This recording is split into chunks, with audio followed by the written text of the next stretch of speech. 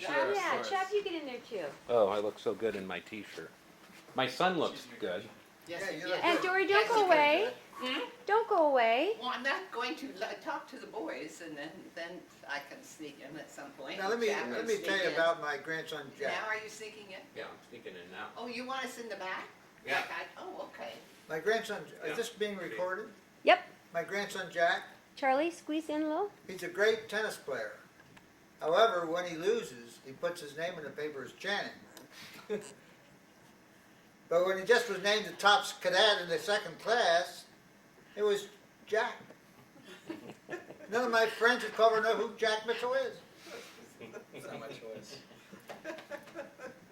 So I can't tell them. So I've decided to become Jack. Who are you? I'm Jack Mitchell, Jack's grandfather. I like it. I like the sound of it. That's actually funny, Dad. Oh, well. Charlie, you've got a snail joke to share, don't you? Do I? Yeah. There's some profanity in that joke. Oh, That's is there? pretty stupid. Oh. Profanity? I think that's your joke What's too, that? actually. It's my cell. I'm Oh. sorry. I'm not very. I should have. Excuse me. I'm so sorry. I apologize. It sounds lovely. I thought we were having a musical background. It's my elf ring. Sorry. There we go. Okay. So who's going to ask the first question? Oh, this is going to Oh. be tough. This is tough. Okay. I got it. What's Yes. the capital of North Dakota? Oh, All right, I'm done. I have, you're done. I have a question. If what poem or what saying should I live by, GranChan? What poem or what saying should you live by? What poem? I didn't know I was going to get these kind of questions. This is too I hard. thought That's we a were good gonna ask question, mine. Jack. What That's a poem- great question. What poem of life you should live by? Yes. Invincible. Invincible. How does that go? I am invincible. You know it? No. Well, then you have to learn it because I don't remember it. This above all to thine own self be true. I am invincible. Yeah, I'll look it up. being Come on serious. in. I'm just gonna Cousin observe. Craig, We come have on Uncle in. Craig, I'm Charlie, going you to need to observe. get in on this here. Here, let me go get But my I'm thing just so I can kind do of the this while you're Coca-Cola filming. sponsorship for The product commercial. placement. I'm not sure Okay. we can sell this to CNN now that I think about it. One never knows. Who's Charles? Have you got a question for Uncle Chan? Yeah. What was what's your kind of most vivid memory of your childhood? My most vivid memory? Yeah. Abject poverty. It was so sad. He's serious So though. sad. Yes, he is serious. Abject poverty. Desperation. All these hungry people coming to the church asking for food. It was really sad. No, I don't remember that at all. Well, I didn't Jan, you know have what to be face to put serious. on there. God, That's Chan. That's Chan. I knew he was acting. of course he is. Okay, well, seeing some of that poverty, how do you think people how do you think people are different today from that time? Like, do you think that brought people closer together? Because Yes, I think in a way it did. But they weren't spoiled by all the consumerism that has been rampant in America since World War II. I mean, you got to realize that very few people had any money at all in the 30s. That meant that people who were clearly lower class as far as economic income was concerned, they actually did bond and did do things together and did help one another. And I think what happened as the GI Bill of Rights helped provide education for most of these people, and many of them became relatively successful, they then kind of measured their success by what they could acquire.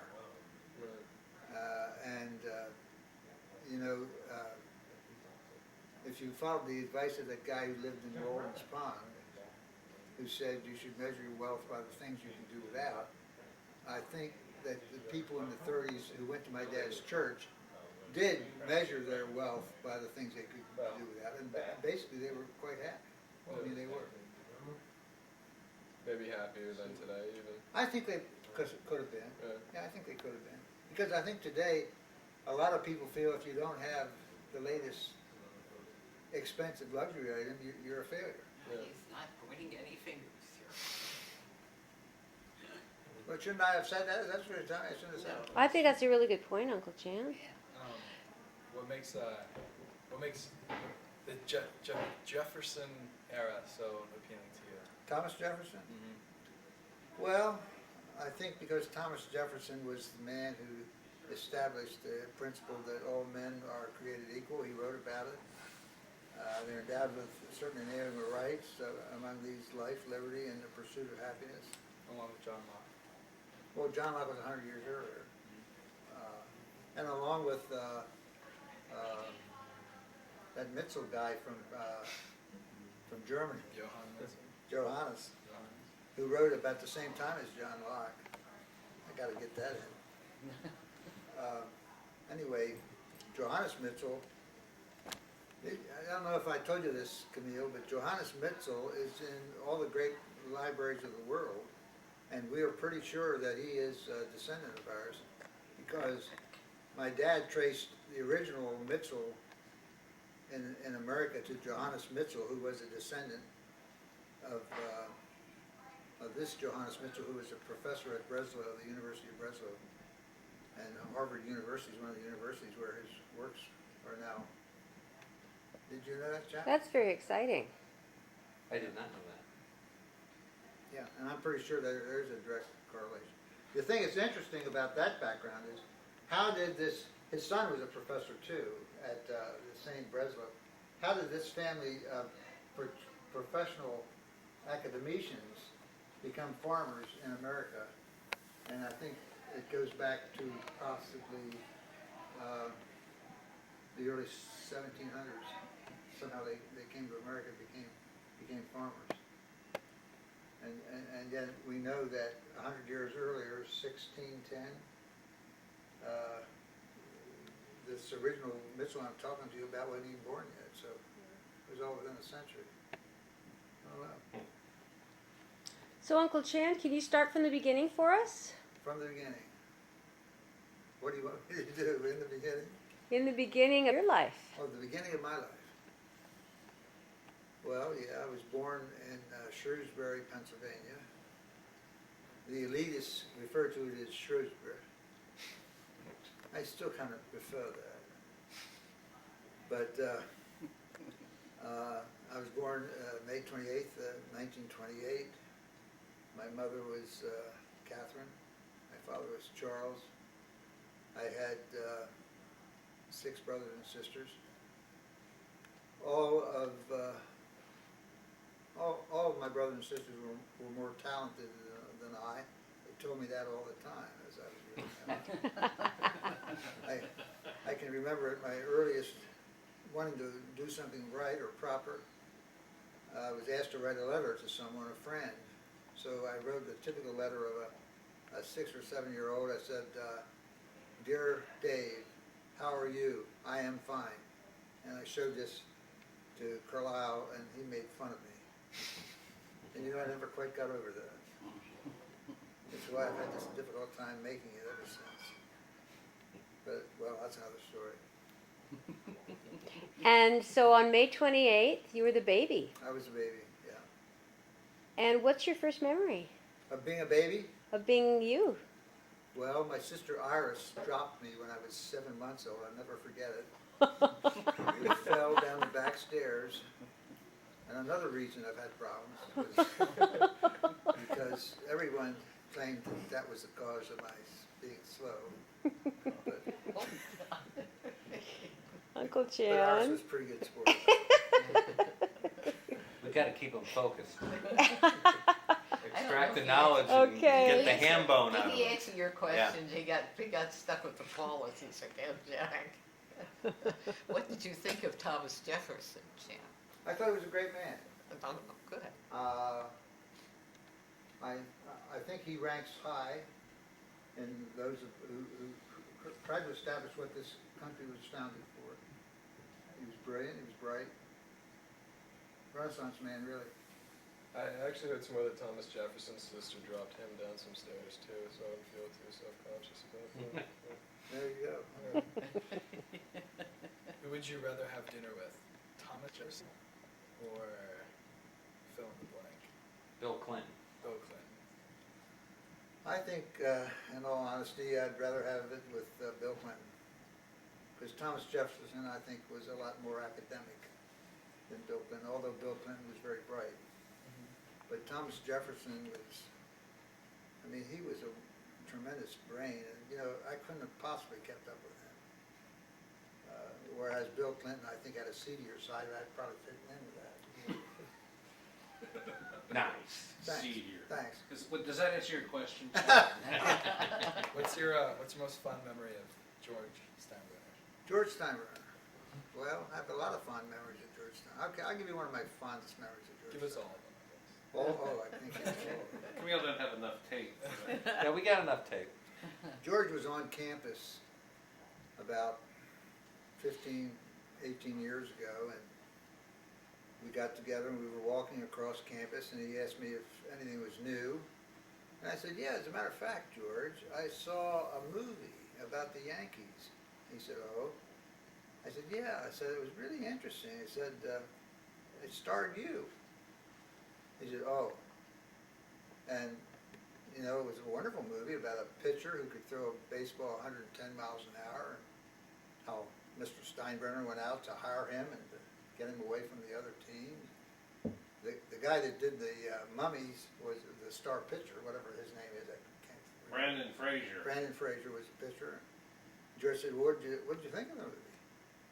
And I said, well, I thought the movie was fine, but I thought the guy that played George Steinbrenner had it all wrong. And you know, he retorted with, I knew that damn director got it wrong. Because he was playing himself in the movie. But anyway, that's a funny George Steinbrenner story. The other George Steinbrenner story I will tell you about, the local banker who used to live up the street from me, Fred Adams, was having dinner with Dory and me and his wife, Marcia, at the Calder Inn. And they were late getting there, and I spotted George Steinbrenner eating in the inn alone. And I went in to greet him, and obviously we got along well. And he says to me, he says, you know, Chan, why don't you come to work for the Yankees? Now, I was about 43, I guess, at this time, and I was rather flattered. And I thought, well, work for the Yankees, I think I would like that. So I kind of was feeling much pride to think Mr. Steinbrenner was thinking of me to work for the Yankees.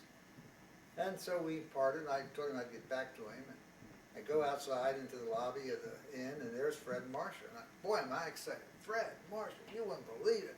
George Steinbrenner's in there, and believe it or not, he wants me to come to work for him. And Fred said, oh, I can't believe that, Jan. I said, well, I tell you, kid you not, he just said it to me. So about the time they are just taking this in, George walks out of the restaurant area to the lobby, and Fred Adams goes over to greet him, and Fred's opening remark was, Chan tells me here you offered him a job. And George says to Fred, don't believe a word of it. That is George Stein. Now you want to hear a few of my stories? I think that's a cute story. Where's Katie? When my grandfather decided he wanted to be an actor, how did your father respond to that? I mean, was that something, I'm assuming something he wasn't probably particularly, or a direction he wanted his son to go in? Well, I think it was more, my mother was more disappointed than my father. My father was kind of a ham himself. My mother felt there was something beneath one's dignity to be an actor, I guess. I can recall, even after Cam's great success, and I was with Mother one time, and she said, you know, it's such a pity. None of the kids ever did anything after high school. I said, Mother, Cam's indelible salesman on Broadway. I know, he should have been a minister. And she couldn't help it. She felt that way because in her family, Reverend Kenneth Earhart had two sons who were ministers, and her brother Eldon was a minister, and her idea of success was to be a minister.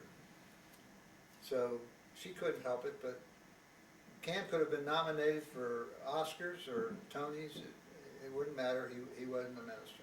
And she always used to say to me, he would have made such a marvelous minister. You know, when Cam came back and spoke at Carlisle's funeral, I wasn't there. I was in Missouri or someplace at the time. But everyone back there told me he gave one of the greatest sermons that there ever was. So Cam did have a bit of that in him. What did Granddad, your father, think of Cameron? That was the question. So. Well, I don't think Granddad, that I can recall, paid enough attention. You mean your father? Yeah. Yeah. I mean, my mother raised us. Granddad spent his hours in the office, and we That's church. No, it was in our house. He had Oh. a big office there, but we didn't get too much input from him.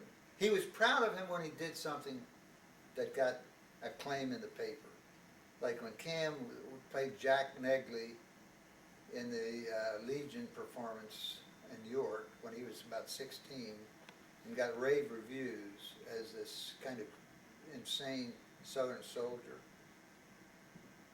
What was the name of that show? I can't even think of the name of it. But anyway, yeah, then my dad was really proud of that. Really proud of that. But I think most of us kind of relied on our mother for that part of it. Mother was the one that played the piano. Oh, incidentally, this is something that was interesting. There were 7 of us.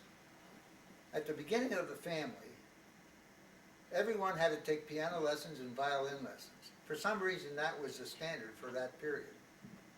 Your dad, incidentally, your granddad, he did play the violin and the piano. He And played the violin? I he never played the knew violin that. and the piano. And Carlisle did, and Violet did, and Iris did, and Catherine did. And Violet was a wonderful pianist. When it came to Charles and me, we didn't get any lessons. It was just like, yeah. And you know, this is a true story. One time I asked to see a baby picture of me, and my dad told me there weren't any. And I said, well, why not? And he said, you look just like Cam. Take a look at his. So I do remember that. And I was hurt. I bet. So the story that Grandpa Mitzel didn't talk to Dad all those years because he was an actor until he did The Voice in the Robe, is that just a PR thing? I don't know that at all. He didn't talk to him at all? That was the story, was that Grandpa Mitzel didn't talk to Dad because he wanted to be an actor until Dad did the voice of God in the robe.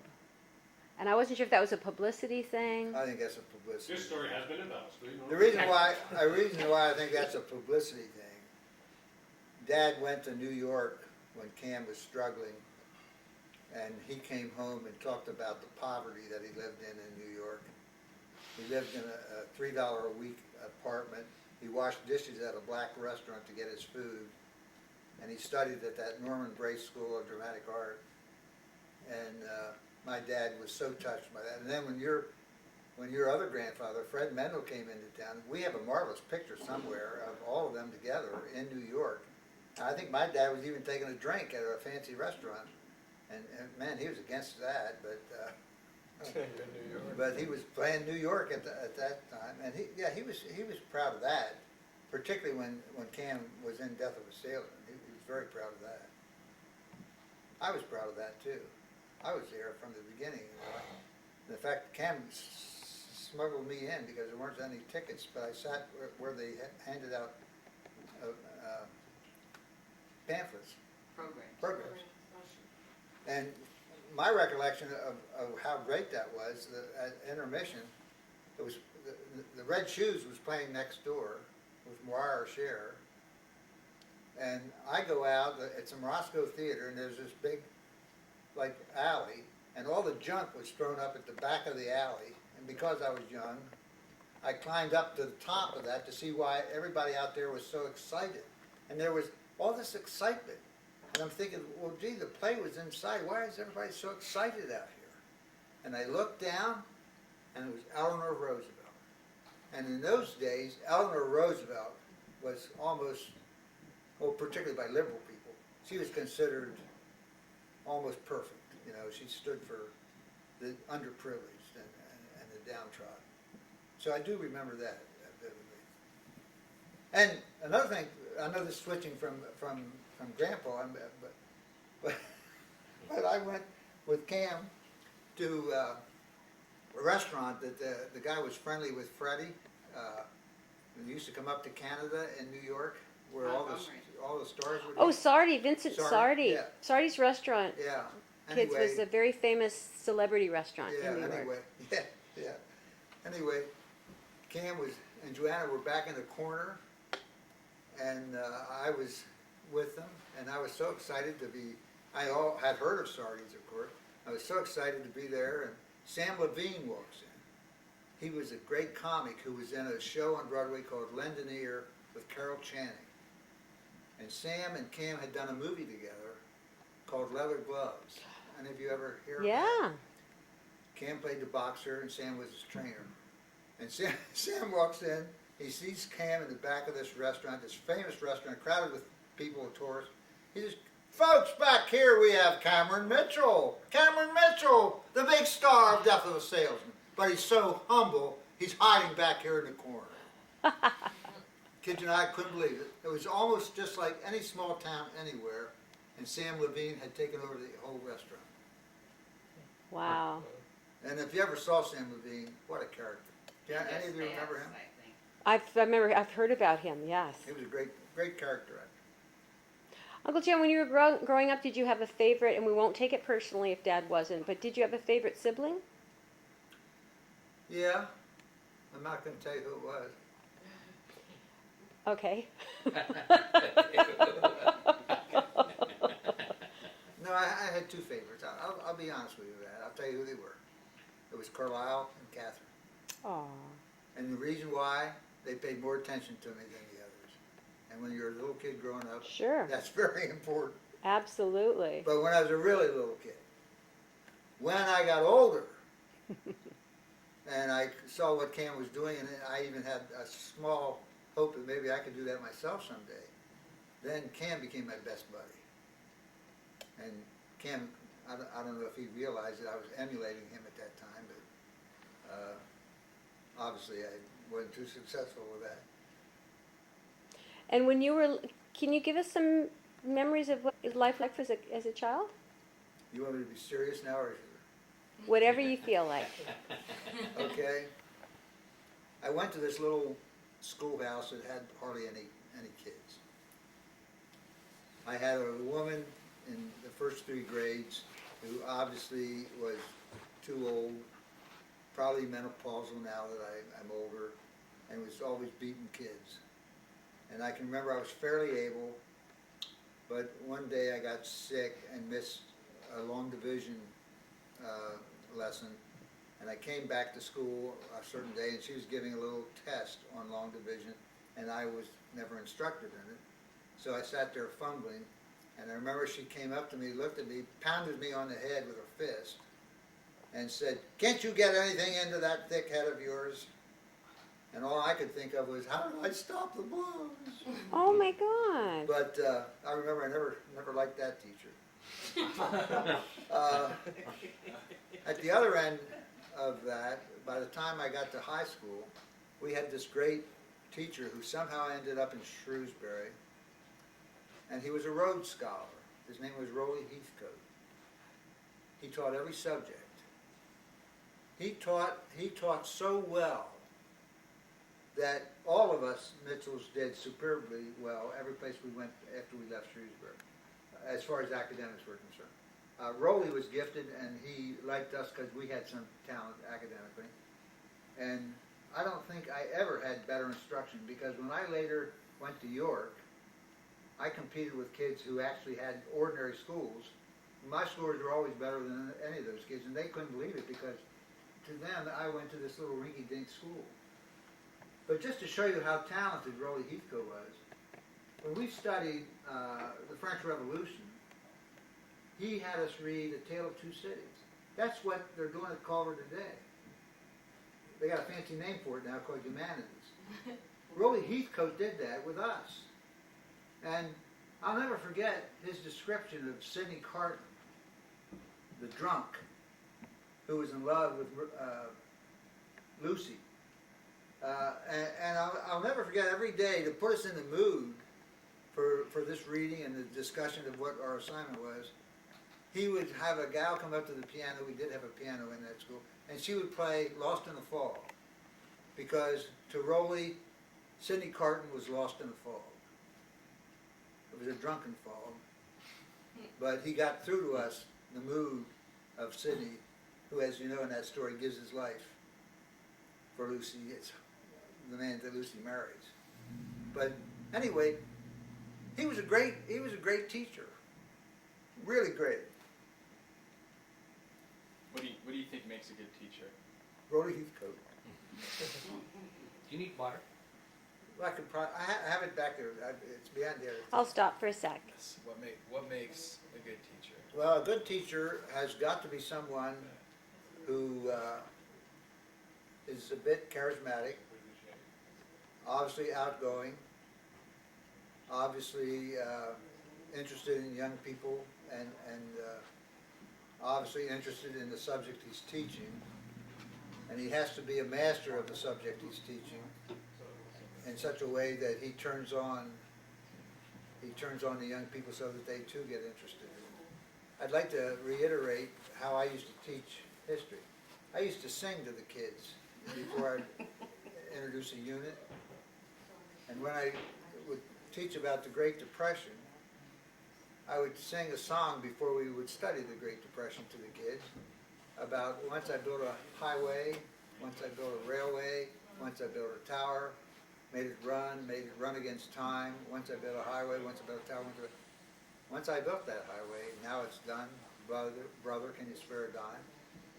Introducing the dire poverty of that whole period when the Great Depression set in. And then when that unit was over, before we went on to the next unit, the Return of Good Times, I always sang to them, happy days are here again.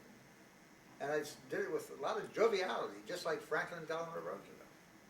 And I told stories like Franklin Delano Roosevelt. My friends, I want you to know that the other day I saw a man jump 35 feet into a cup of coffee and break his neck.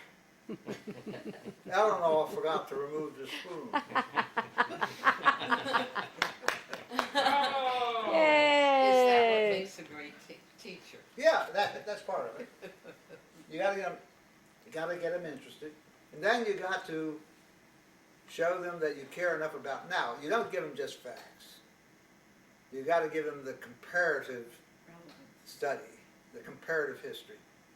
You study the Constitution. You have to study every interpretation of the Constitution.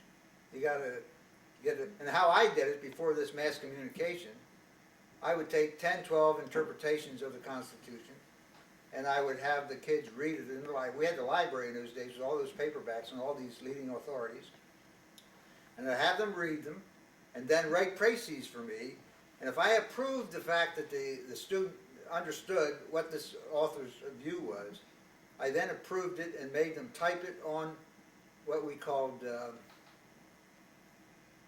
kind of sheets do we mimeograph sheets. Oh. Mimeograph sheets. Mimeograph, yeah. Then I would mimeograph every interpretation, and if I had 12 in the class, there would be 12 different interpretations of every major thing in the United States history. And that's why my kids at that time, who weren't taking the SAT, most of them got 5s when they elected to take it. I know it's harder now, but that was what we did, comparative interpretations of history. And I think that was a good teacher. I have another question. Tell us who the unstoppable Mitzel is. Stop it. Oh, God, that was me. Okay, I'm going to brag about that one. Boy, I love this. I love that. I played on a high school baseball team that had a lousy coach name was Russ here. But anyway, he was so stupid that we did not have a good season. Mainly because he didn't recognize talent. And then we went into the summer league. And in the summer league, we played 28 games, but that was a lot more games, but we played against the same teams that we competed with at the high school level. But we had a different coach, a wonderful old professional guy named Puggy Donahue. That's what the name is. And Narky heart. Puggy Donahue was really a great coach. And he made me captain of the team, shortstop, and batted cleanup. And in our final game against Redline, who won the high school title game, I was known as the unstoppable Mitchell, because I had this at home, and I still have it. I showed it to Chad. But I not only had a hit every time I came up, but I had a 3-run home run in the final inning to win the game 7-4. And I can still see that home run going over the left field fence. Man, that was my finest hour. And I thought I would probably be a Major League Baseball player after that game. But, yeah. Give me the names of. One that appeared in the paper. They reported how many hits I had, and at the end they wrote, "But the unstoppable Mitchell." Yay! And I love that. And was that third base or shortstop? Shortstop. I also had a good arm. I could throw that clothesline all the way from deep short. And give us the names of your favorite baseball players of the time. Of that time, Yeah.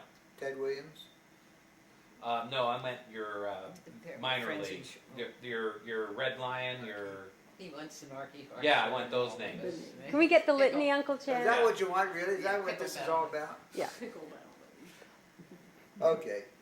The area, for some reason, never called anybody by the right name. So in my town, there weren't any Davids or Johns. There was Goose Falconer, Turkey Smeltzer, Skinny Smeltzer, Red Sellers, Doggy Sellers, Narky Harsher. That's a sample. I mean, Squirrely Jake Early. Smoky Stover, Squirrely Jake Early. Squirrely Jake Early. Yeah, I mean that's just who they were. Everybody knew that. Was Tub it- Schweitzer. Did you have Tub a funny Swipe. name? I tried to have a funny name, but it wouldn't stick with me. What was the What did last? they attempt? Well, they called me Charming, and I hated that. And the guy that did that to me, that was a demeaning name. One time, my name appeared in a baseball score as Charming Mitchell instead of Channing. Well, Tub Schweitzer couldn't let that go, and it was embarrassing to be called Charming. Do you realize how embarrassing it is when you're chewing tobacco, playing baseball, scratching yourself, and you're called Charming? Especially when everyone else is named Legs or Squirrely John or Squirrely Jake. Yeah. Can you tell them the story about the mule? I was going to ask that too. Okay, Narky Harsher is the guy that brought that one on. Narky Harsher. Narky Harsher came into town one day and talked to all the guys at Alfred's restaurant to go hunting with him. It was in November, about the beginning of November. And he takes them out to Pacey, that's another name back there, Pacey Adams' farm. And he says, I know this guy in this farm. I'm going to ask him if we can hunt here for rabbits and squirrels and pheasants. So he goes in there and asks this guy if he can hunt.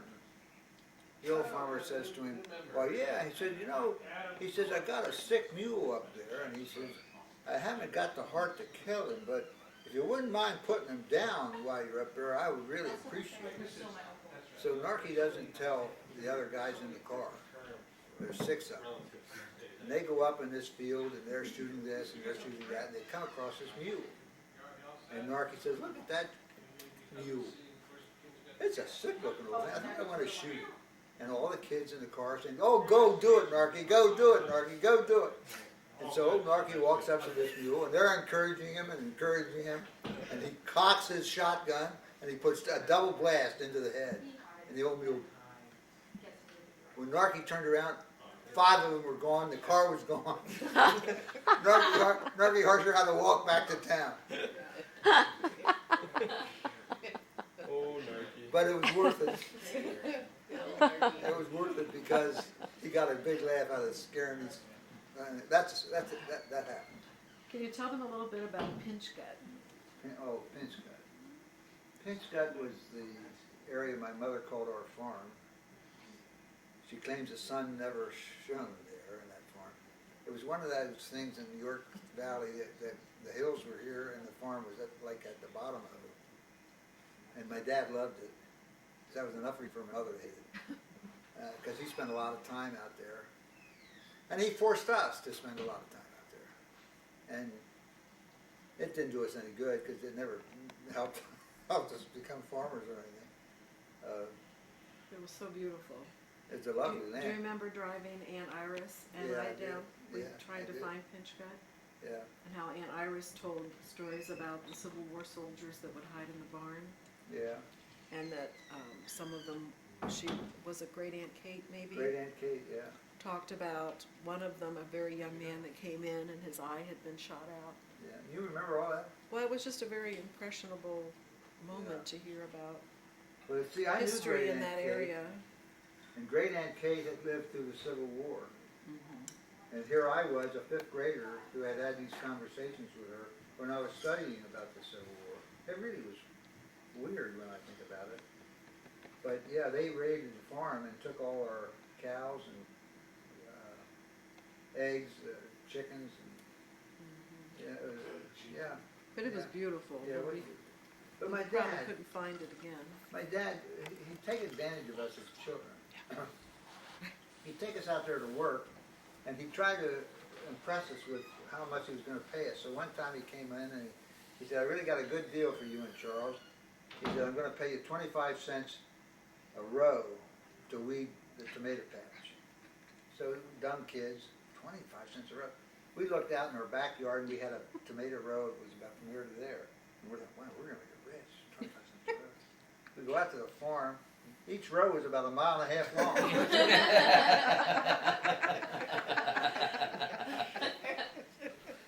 So, another thing I remember, 2 things I remember about that. Charles, who was really the wild one in the family, every time he was sent up to the upper fields to harrow or plow, he always had a ride, the lead horse, beautiful horse.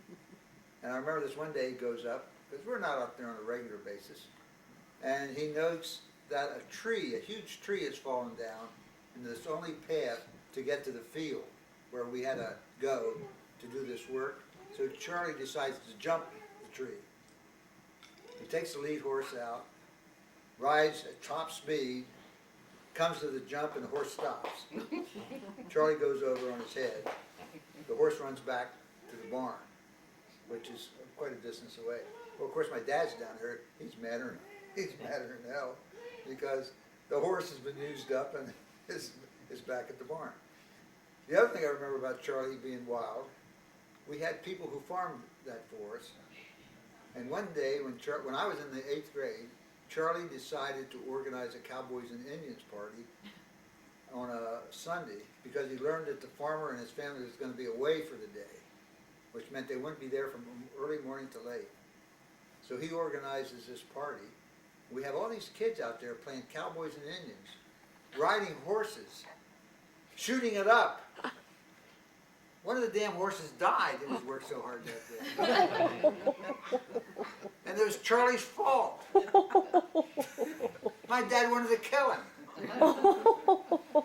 That's another one of those true stories. Did you tell the mule story yet? Yes, Yeah, we totally. did. Oh, sorry. I want to hear about how you met Grandma. I think I've heard it, but I don't remember. Oh, I told that. Yeah, I told that. Well, all right, I'll tell. It was Thanksgiving, But unless it's an anniversary. and we were going to the Rainbow Grill, and I was looking over the You were with a group of your buddies. a group of guys, but we're all looking over the crop. The crop at the bar. Jeez, GranChan. And anyway, The I- flock or the crop? so anyway, I saw this really good-looking blonde. And I thought, wow, I got to dance with her. So I headed for her, but as I got near her, she got up to dance with somebody else. So I asked to dance with your grandma.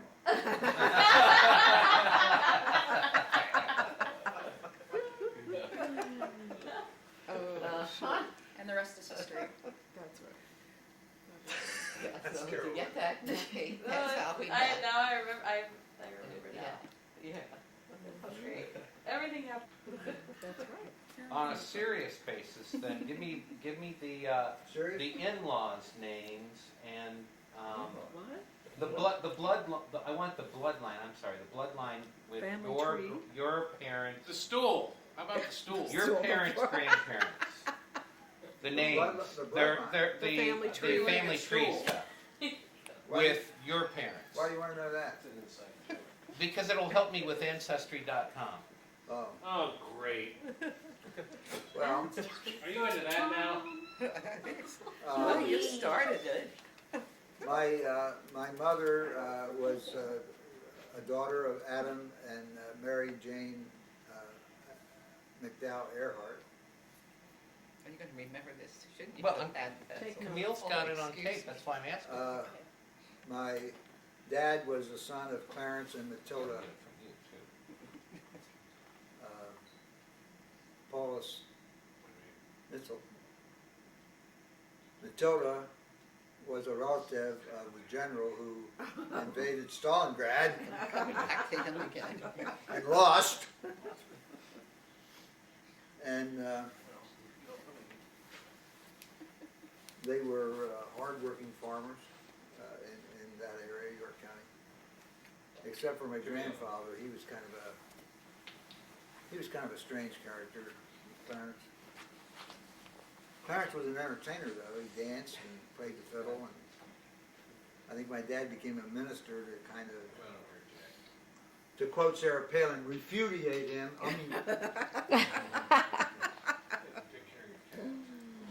But grandfather Mitchell was such a character that he'd go out every time one of the kids were born. There were 10 of them. I guess he got inebriated. Better. That's right. Thank you, Craig. Yes. I like to That's how stay we on all- the This is outer your perimeter grandfather. for That, Yeah. yeah, then my family wasn't like that. There were rumors he was a canned heater. A what? A canned heater. What's that? I know what that is. The guy that melted down canned heat for its alcoholic content. This was Grandpa Clarence? Yeah, Wow, sorry about that. that's okay. Huh. I never heard of I thought that was Uncle Coffee. Well, I think it was, they were brothers. that. Coffee can. Hello, kitty. What are you doing? Camille's really moving things around. Well, I'm just trying to get everyone's reactions too to what Uncle Chan's saying, Oh, so is that I want to it? get everybody in the shot. They weren't here at the beginning, you know? Do you think your father, Yes. this probably will be a yes, did he expect any of you to become ministers? Or did Yes. he hope? All right. Yes. Yes. And was he disappointed that I think he probably was. I'll tell you one thing though, and it's interesting because I became a fundraiser. He was a great fundraiser, and he built the most beautiful church in that whole area in the depth of the Depression. And somewhere I have pictures of this gorgeous. It's still one of the most gorgeous churches in that area. Is it still there? Yeah, it's still there. What's it called? Stilts, Stiltz. That's not New York. Evangelical Reform. Was that in Shrewsbury? That was in Stilts. What, is that? In order to make a living in that poverty, he had to take 4 churches in order to make a living. And then from those 4 churches, he barely made enough money to support the family. Why don't you tell him about his great sermon where he talked about all the booze and all the Oh, stuff that should be thrown into the. did he really do that? That's No, just- that was a guy he brought in. You want to hear that story? That's a funny Yeah. story. My mother was president of the WCTU, You better tell them what that is. the Women's Christian Temperance Union. They were firm believers that wicked alcohol prevented young children from getting proper nourishment. So you had to get rid of demon rum. You know. And my dad had a program in which he'd bring in evangelicals to kind of get more people interested. And they were rich, these guys, but he would bring them in because they would bring a full force of musicians and singers. And, I mean, they could get people to show up, turn up at the church. And so he would have this program periodically to kind of enroll, get new memberships. But he had one guy come in, and all the local people who were reformed alcoholics were there. And he made this attack on demon whiskey and gin and rum, and he told this pathetic story of how it ruined lives and how it just ruined children. And he closed the sermon by saying, well, you know, they ought to take all the gin and all the rum and all the whiskey and all the bourbon and all the scotch in the world, and you ought to take it down and pour it into the nearest river. And then he said, now we'll take whatever hymns you want to sing. Put up your hand. The guy puts up his hand and he said, let's sing Shall We Gather at the River. Now, is that a true story? That's a true story. Did that get a laugh in the church, or was that? Oh, I got a camera laugh. On camera. Show that camera to me a minute. He wants the camera back. Camera back. Camera back. Cameron used to do this when my dad spoke too long. He'd go like this. And he'd point to the clock. And my dad would get really nervous seeing Cam calling attention to him going over time. Your dad's sermons were getting too long. Too long. Jack, that's called breezy. Getting a Yeah, little we carried called away. that breezy. And another thing I remember that was a guy that was a close friend of Cam's. His name was Jim Kaiser. And Jim Kaiser, wasn't that the name in My Favorite Year? Kaiser? Kaiser. Or anyway, he was the guy who kept the records of the Sunday school. And he used to come out and read that on such and such a day, 5 years ago, 10 years ago, they had so much money, so many people were in attendance, what the weather was like. And he was always such a pleasant guy. When he left the area for the war and never came back, they had to turn over his records. What he really was saying, instead of it being warmer than usual, was hot as hell when it came to the weather. And those reports had to be sent to the Senate. And Jim Kaiser had all this swearing in the weather reports. You know. Anyway, maybe he had to be there. It was funny at the time. The other story that comes out of that evangelist stuff, Mm-hmm. had a guy in and he wanted to save wild women and made a big thing about saving wild women. And they then sent around the collection plate and Squirrely threw in $50 and said, save me one for Saturday night. That's a true story. Squirrely, did you like grow up in a James Cagney movie? Was Cameron reckless as a young man? Very reckless. Cam drove a car with his feet. Yeah. He used to sit on the top of the car, and those cars, the The seat. throttle was up on the wheel, and he'd sit there and drive it this way. Yeah, What a visual. he was reckless. He was reckless.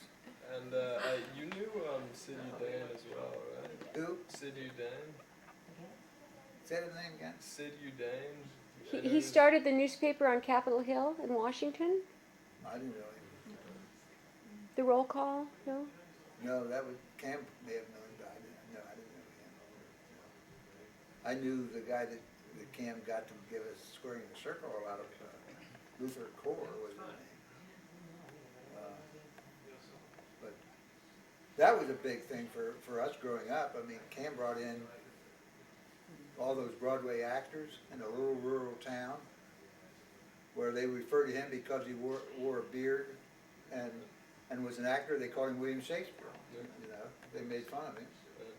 And he brought in this great acting group, and they did Valentine Katoff's Squaring the Circle, and your mother, Camille, was the leading lady, and Ellen Ventura from Hungary was the third person, I think, in the cast, and Hamilton Warren, the Hollywood actor, was in the cast, and David Stevenson was in the cast, and I mean, they blew Shrewsbury apart, and they were so good, they got the Baltimore papers to give them critical reviews that were very positive, and they then took the show to York, which was a big city of 70,000 or so, and they played for 2 weeks up there.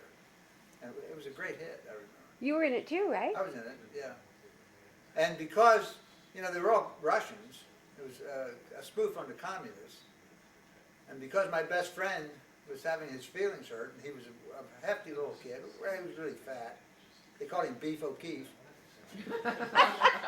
He ended up having a part written for him by my brother Cam, who was the director and star, and he called him Smashka. I was Sashka. So he called my friend Smashka, and even wrote dialect for us. Dialogue, excuse me. Anyway. Uncle Chan, it seems that you were encouraged, all of you were encouraged to perform at a young age. Is that Yeah, right? I think that's true. Because you were all very bold. It sounds like you were all very, you would just go and do stuff and make, it didn't sound like anyone was a retiring flower or a shy flower or anything. Probably not. Probably not. Well, thank you. That's what I What was that? I didn't hear No that. one was a wallflower in your family. Who was the wallflower? No, No one. was. That's the point. The girls all sang and played piano, and you Oh, no, You well, would do that- plays in the that- Also, church, that was what the way Christmas it was, pageants. that's the way it was done in those days. I mean, every family had to teach violin and piano to, You said that earlier. and that was just the way it was. My sister Violet, I don't know if Cam ever told you this, but she was the leading soprano at the Baltimore Civic Opera when she was like 18. No, I never knew that. She was. And she was a great piano player. How much older was Violet than you? Well, she was 18 when I was born.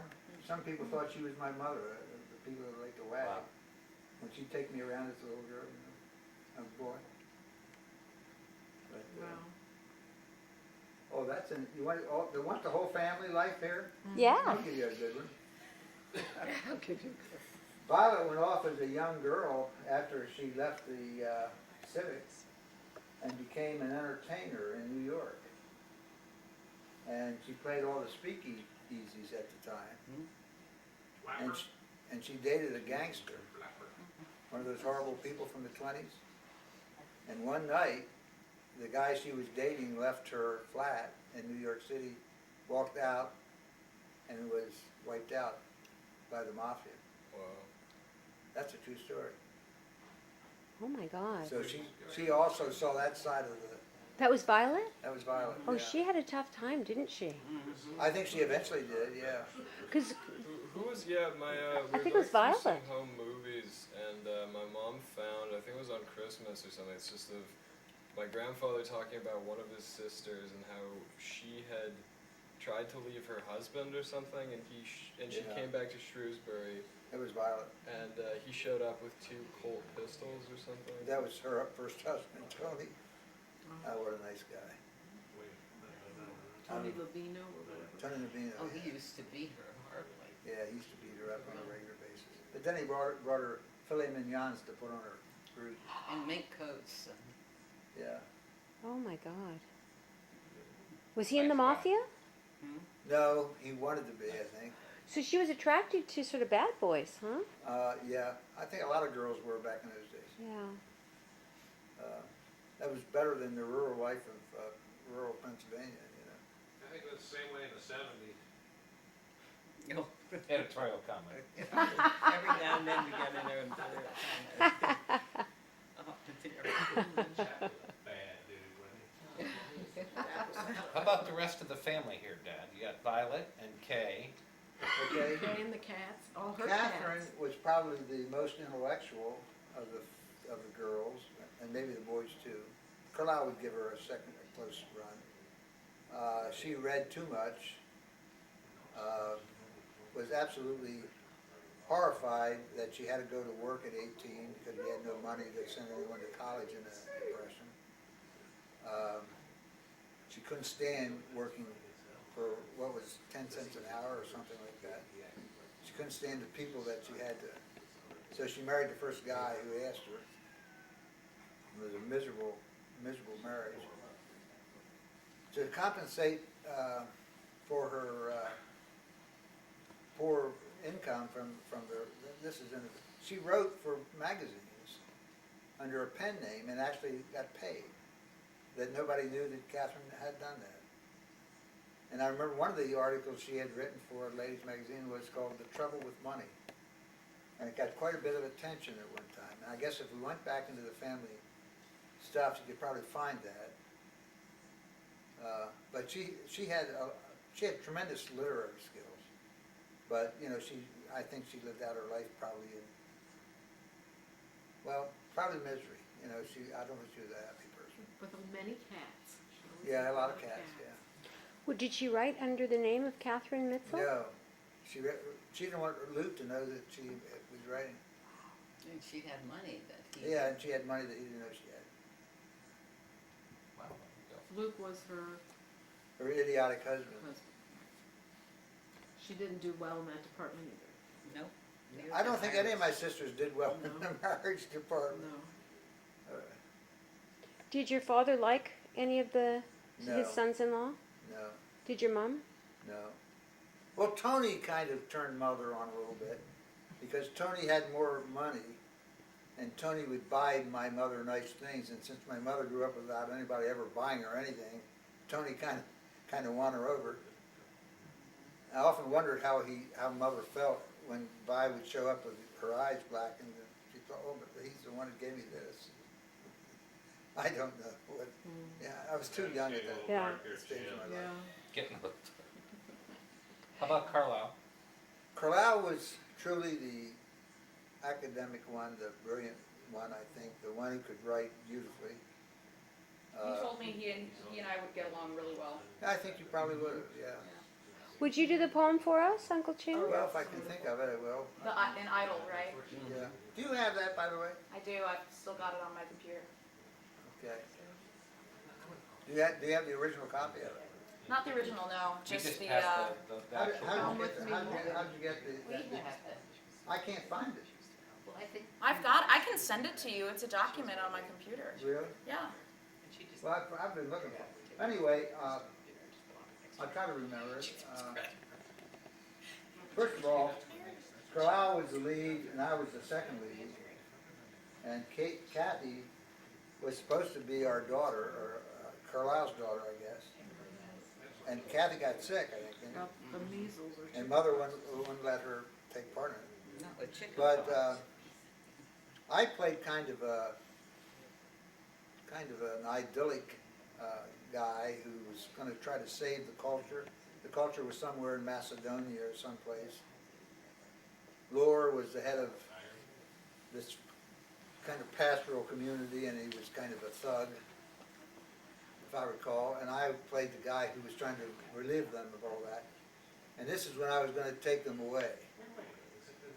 And so I say, "Come with me, and I will show to thee a world never seen before.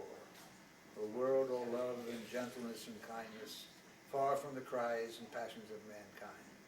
And there will be no winter, but only far blue skies and gentle winds that blanket the hills with the snow blossoms, and green pastures stained by the blood of the wild rose. The earth all yellow and green, and arabesque with serpent streams that take fire from the sun and return it gold. A place of warm white winds that drench the night with mists of silver." And that's about as much as I can still. Bravo. Yay! That's beautiful. Wonderful. Well, the whole thing was in verse. I mean, it really was quite a. Uncle Chan, not to get sad or anything, but I was really surprised. I didn't know that Uncle Charles and Uncle Carl